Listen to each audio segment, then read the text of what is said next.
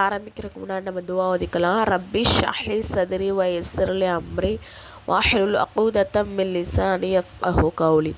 ரப்பி ஸித்னி இல்மா ரப்பி ஸித்னி இல்மா ரப்பி ஸித்னி இல்மா. இன்றைக்கி நம்ம மசாயில் பாடம் பார்க்க போகிறோம். சரிங்களா? மசாயில்னால் என்ன? சட்டங்கள். அதில் ஃபஸ்ட்டு படம் என்ன அப்படின்னு சொன்னால் அசுத்தங்களின் சட்டங்கள். அதாவது அசுத்தத்தை என்ன சொல்லுவாங்க அப்படின்னு சொன்னால் நஜீஸ் அப்படின்னு சொல்லுவாங்க. அந்த நஜீஸ் ரெண்டு வகையாக இருக்குது. என்ன அப்படின்னு சொன்னால் நஜீஸ் வலீதத்துன் ஹஃபீஃபத்துன், அதாவது கடுமையான அசுத்தம், லேசான அசுத்தம். இப்போ கடுமையான அசுத்தம் என்னென்னு நம்ம பார்க்க போகிறோம். அதாவது எதெல்லாம் மனுஷன் உடல்லேருந்து வெளியாகுதோ அது எல்லாமே என்னது கடுமையான அசுத்தம். ஓகேவா? அதன் மூலமாக நம்ம என்ன பண்ணணும்,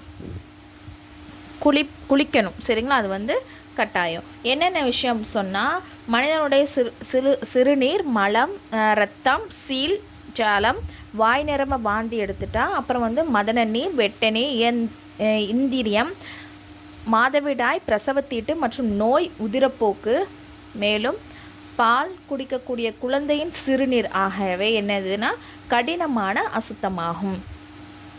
அடுத்து ஹராமாக்கப்பட்ட பிராணிகளுடைய அதனுடைய சிறுநீர், மலம், இரத்தம், சீல், ஜலம், அப்புறம் பால், வேர்வை, எச்சில் அனைத்துமே என்னதுன்னா கடினமான அசுத்தம். அந்த ஹராமாக்கப்பட்ட பிராணி என்னென்ன அப்படின்னு சொன்னால் நாய், பூனை, கழுதை, புலி, யானை, இந்த மாதிரி மிருகங்களுடைய இந்த விஷயம் சொன்னோம் இல்லையா, முன்னாடி உள்ள விஷயம், அது எல்லாமே கடினமான அசுத்தம். ஆனால் பூனை, கழுதையின் எச்சிலும் வேர்வையும் என்னது சுத்தமானதான். அடுத்தது பன்றியின் அனைத்து உறுப்புகளும் என்னது முடி, எலும்பு உட்பட கடினம் எல்லாமே. சரிங்களா? எல்லா பார்ட்ஸுமே கடினமான அசுத்தம் தான். அதற்கு நல்ல உணவு கொடுத்து வளர்த்தாலும் சரிதான். ஆகமாக்கப்பட்ட பிராணி அதாவது எது அப்படின்னு சொன்னால் பசு, ஆடு, குதிரை இவற்றையுடைய விட்டை, ரத்தம், சீல், ஜலம் அனைத்தும் என்னென்ன கடினமான அசுத்தம் தான். அப்புறம் ஓடக்கூடிய ரத்தம் உள்ள இறந்த பிராணி, உதாரணமாக மரணித்து விட்ட ஆடு, புறா போன்றவற்றை கடினமான அசுத்தம். சரிங்களா? ஓடக்கூடிய ரத்தம்னா இப்போ அதாவது அந்த வெட்டுறோம், அது ஓடக்கூடிய அந்த ரத்தம் இருக்கு இல்லையா, அந்த சொல்கிறாங்க. சரிங்களா? இறந்த பிராணி, ஓடக்கூடிய ரத்தம் உள்ள இறந்து போன பிராணி. ஓகேவா? செத்து போன பிராணி அது என்ன விஷயம், ஆடு ஒரு ரத்தம், அப்புறம் புறா, இதெல்லாம் நம்ம சாப்பிடலாம், அதோடைய இறைச்சியை சாப்பிடலாம். ஆனால் அது இறந்து போய் அது அந்த ரத்தம் ஓடக்கூடிய இருக்கு இல்லையா, நம்ம ரத்தம் சாப்பிடக்கூடாதுல்ல, அதுதான். சரிங்களா? அது கடினமான அசுத்தம். அனைத்து வகையான மதுபானங்களும் என்னது கடினமான அசுத்தம் தான். கோழி என்னும் வாத்துடைய மலமும் கடினமான அசுத்தம் தான். அடுத்து லேசான அசுத்தம். ஆகமாக்கப்பட்ட பிராணி, பசு, ஆடு ஆகியவற்றின் சிறுநீர் என்னது லேசான அசுத்தம். அப்புறம் தடுக்கப்பட்ட பிராணியான காகம், பருந்து, பிணந்தின்னி, கழுகு முதலியவற்றின் எச்சம் என்னது லேசான அசுத்தம் தான்.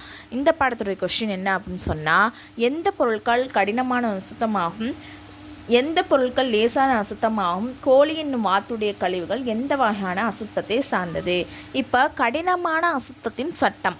சரிங்களா? இப்போ அதை எப்படி நம்ம க்ளீன் பண்ணணும் அப்படின்னு சொல்லிட்டு நம்ம பார்க்க போகிறோம். இப்போது அந்த முன்னாடி நம்ம பார்த்தோம் இல்லையா, அந்த கடினமான அசுத்தத்தெல்லாம் இப்போ நம்ம உடல்லையோ இல்லை ஆடையிலையோ பட்டுருச்சு அப்படின்னா நம்ம என்ன பண்ணணும் அப்படின்னு சொன்னால் அதுக்கு 2 சட்டம் இருக்குது.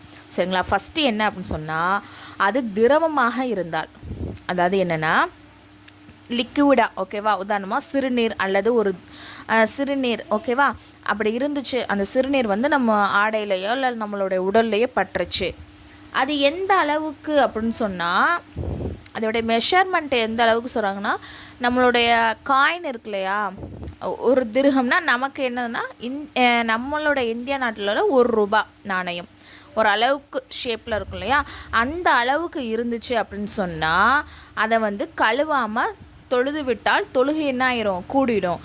ஆனால் அதை கழுவாமல் அதே நிலையில் தொடர்ந்து தொழுதுகிட்டே இருக்காங்க அப்படின்னு சொன்னால் அது மக்ரூனா என்ன, வெறுக்கத்தக்க செயல். ஆனால் ஒரு திர்ஹமை விட அதிகமாக இருந்தால் மன்னிக்கப்பட மாட்டாது. அதை கழுவாமல் என்ன பண்ணக்கூடாது, தொழுவக்கூடாது. இப்போ நம்மளுக்கே தெரியும் இல்லையா, லைட்டாக பட்டது, ஜாஸ்தியாக பட்டது நம்மளுக்கு தெரியும். ஒரு அளவுக்கு சொல்கிறாங்க, அதாவது அந்த மெஷர்மெண்ட்டுக்கு அந்த ₹1 காயின்னு சொல்கிறாங்க. ஓகேவா? இப்போ ஒரு சின்னதாக லேசாக பட்டுருச்சு அப்படின்னு சொன்னால் கழுவாமல் தொழுதுக்கலாம். அதே அந்த ஆடையிலேயே இன்னும் 5 வேளை வக்தையும் தொழுகிறாரு அப்படின்னு சொன்னால் அது மக்ரூஹு. அதே அந்த 1 ரூபா காயினை விட ஜாஸ்தியாக அதிகமான இடத்துல பட்டுருச்சு அப்படின்னு சொன்னால் அதை கழுவாமல் தொழுவக்கூடாது, கண்டிப்பாக கழுவிடணும். ஓகேவா? அடுத்த 2வது பாயிண்ட் என்ன அப்படின்னு சொன்னால், அந்த கடினமான அசுத்தம் கெட்டியாக இருந்துச்சுன்னா, சரிங்களா, அதாவது திடமாக இருந்துச்சு அப்படின்னு சொன்னால், உதாரணமாக சாணம், சரிங்களா, அது மெஷர்மெண்ட்டு இதுக்கும் சொல்கிறாங்க. 5 கிராம் 374 மில்லிகிராம் அளவுக்கு இருந்து அதை கழுவாமல் விட்டால் தொழுகை நிறைவேறிவிடும். ஆனால் அதை விட அதிகமாக பட்டுவிட்டால் அதை கழுவாமல் தொழக்கூடாது. அதுக்கு நீங்கள் கேட்கலாம், அதை போய் நாங்கள் என்ன நிறுத்தா பார்க்க முடியும்? அது என்னென்னா ஒரு இதுக்கு சொல்கிறாங்க, கணக்குக்கு. அதாவது லேசாக பட்டா, இப்போ மோஸ்ட்லி நம்ம ஆடையில் பட்டுட்டாலே, ஒரு அசுத்தமான விஷயம் பட்டுட்டாலே உடனே கழுவிடுவோம். இப்போ கழுவக்கூடிய இடத்துல நம்ம இல்லை அப்படின்னு சொன்னால், லேசாக பட்டுருந்துச்சு அப்படின்னு சொன்னால் அதை கழுவாமலே தொழுகலாம். ஆனால் அதே நிலையிலேயே தொழுதுக்கான மக்ரூ ஆகிரும். ஆனால் ஜாஸ்தியாக பட்டால் என்ன பண்ணணும்? கண்டிப்பாக கழுவி தான் ஆகணும். கழுவுனா தான் தொழுகை நிறைவேறும். சரிங்களா? அதோட அதாவது கழுவாமல் தொழு கூடாது. இப்போ லேசான அசுத்தம், ஓகேவா? இப்போ லேசான அசுத்தம் ஆடையிலையோ அல்லது உடல்லையோ பட்டுருச்சு. அதில் பட்டு இருக்கு, அதாவது அதான் முன்னாடி சொன்ன மாதிரி தான். அதாவது நம்மளுடைய உடல்லையோ ஆடையிலையோ அந்த பட்ட இடம் 4ல் ஒரு பகுதி பட்டுருச்சு அப்படின்னு சொன்னால், சரிங்களா, 4ல் ஒரு பகுதியை விட குறைவாக பட்டுருச்சு அப்படின்னு சொன்னால் அது மன்னிக்கப்படும். அதே அதிகமாக பட்டுருச்சு அப்படின்னு சொன்னால் அதை என்ன பண்ணணும்? அதை கழுவிட்டு தான் நம்ம இது பண்ணணும். சரிங்களா? அப்புறம் இதோடைய சட்டம் என்ன சொன்னால், சிறிதளவு கடினமான அசுத்தமோ அல்லது லேசான அசுத்தமோ தண்ணீரில் விழுந்துச்சு அப்படின்னு சொன்னால் அந்த தண்ணீரே என்ன ஆகிரும்? அசுத்தமாக ஆகிரும். அப்புறம் இன்னும் சில சட்டங்கள் இதில் சொல்கிறாங்க. அதாவது என்ன அப்படின்னு சொன்னால், கோழி வாத்தை தவிர, உதாரணமாக புறா, குருவி போன்றவற்றின் மலம் சுத்தமானதான். கோழி வாத்தை தவிர புறாவுடையும் குருவியுடைய மலம் சுத்தமானது தான். அது 2வது பாயிண்ட் என்னென்னா, அனைத்து ஆகுமாக்கப்பட்ட பிராணிகள் மற்றும் பறவைகள் மனிதர்களின் எச்சில் மற்றும் அவர்களுடைய எச்சில் பட்ட தண்ணீர் சுத்தமாகும். அவன் முஸ்லிமாக அல்லாதவராக, சுத்தமானவராக, அசுத்தமானவராக இருந்தாலும் சரியே. அதாவது என்ன சொல்கிறாங்க அப்படி சொன்னால், நம்ம ஆகமாக்கப்பட்ட பிராணி, சரிங்களா, இன்னும் பறவை, மனிதர்களுடைய எச்சியும் என்னதான், அதாவது மனிதருடைய எச்சிப்பட்ட அந்த தண்ணீரும் சுத்தமானது தான். இப்போ உதாரணத்துக்கு நம்ம ஒரு செம்பில் ஒரு வாட்டர் கேனில் குடிக்கிறோன்னு வச்சுக்கோங்களேன். குடிச்சிட்டு மற்றவங்களுக்கு கொடுக்கும்போது சில பேர் வாங்க மாட்டாங்க, எச்சி பட்டுருச்சு அப்படின்னு சொல்லுவாங்க. ஆனால் இதில் என்ன சொல்கிறாங்கன்னா, அந்த அதாவது வாய் வச்சு குடிக்கிறாங்கன்னா சில பேர் வாங்க மாட்டாங்க இல்லையா, குடிக்க மாட்டாங்க, அது அசுத்தமாக கருதுவாங்க. இங்கே என்ன சொல்கிறாங்கன்னா, அது அசுத்தம் கிடையாது, அவங்க முஸ்லீமாக இருந்தாலும் சரி, முஸ்லீம் அல்லாதவங்களாக இருந்தாலும் சரி அப்படின்னு சொல்கிறாங்க. ஓகேவா?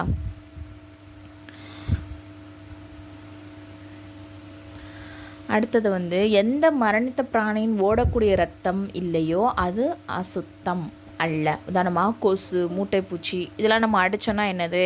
ரத்தம் ஓடிக்கிட்டே இருக்காது, அப்படி தானே? அப்போ பூச்சி, இதன் ரத்தம், மீனுடைய ரத்தம் அசுத்தம் அல்ல. ஓகேவா? இப்போ எந்த பிராணியோடைய ரத்தம் ஓடிக்கிட்டே இருக்காதோ, இப்போ நம்ம ஆடோ மாடோ வெட்டும் போது அது ரத்தம் என்னது? ஓடக்கூடிய ரத்தம் தானே. இப்போ நம்ம கொசுவோ மூட்டைப்பூச்சியோ ஈயோ இதெல்லாம் அடிக்கிறோம், லைட்டாக ஒரு டாட்டு தான் அதோடைய ரத்தம் இருக்கும் அப்படின்னு சொன்னால் அதோடைய ரத்தம் என்ன ஆகாது? அசுத்தமாகாது. அதே மாதிரி மீனுடைய ரத்தமும் அதே சேம் தான், அசுத்தம் கிடையாது. அதே மாதிரி மரணித்த பிராணி எந்த பகுதியும் ரத்தம் இல்லையோ அதுவும் சுத்தமானதான். உதாரணமாக எலும்பு, கொம்பு, பல் இதெல்லாம் சுத்தமானதான். ஓகேவா? அந்த இடத்துலலாம் என்ன இருக்காது? ரத்தம் இருக்காது.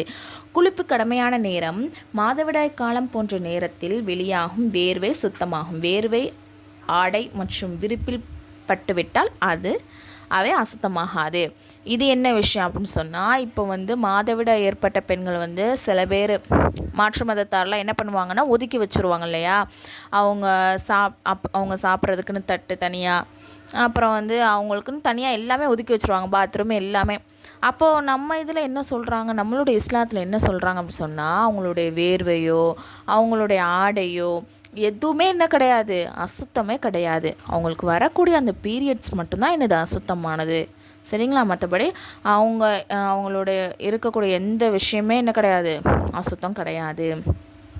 இந்த பாடத்துடைய கொஷின் என்ன அப்படின்னு சொன்னால், கடினமான அசுத்தம் எவ்வளவு மன்னிக்கப்படும், லேசான அசுத்தம் எவ்வளவு மன்னிக்கப்படும், புறாவுடைய மலம் சுத்தமானதா அசுத்தமானதா, காஃபிருடைய எச்சில் எப்படிப்பட்டதாக இருக்கிறது, குளிப்பு கடமையான நிலைமையில் வெளியாகும் வேர்வை சட்டம் என்ன? ட்ரீம் மொல்லமா கோர்ஸ் இதில் வந்து ஜாயின் பண்ணுற விருப்பம் உள்ள ஒன்லி லேடிஸ் மட்டும் கீழே வந்து டெலகிராம் லிங்க் வந்து கொடுத்துருக்கேன். அந்த குரூப்பில் வந்து ஜாயின் பண்ணிக்கோங்க. அதில் வந்து மற்ற டீட்டெயில்ஸ்லாம் இருக்குது.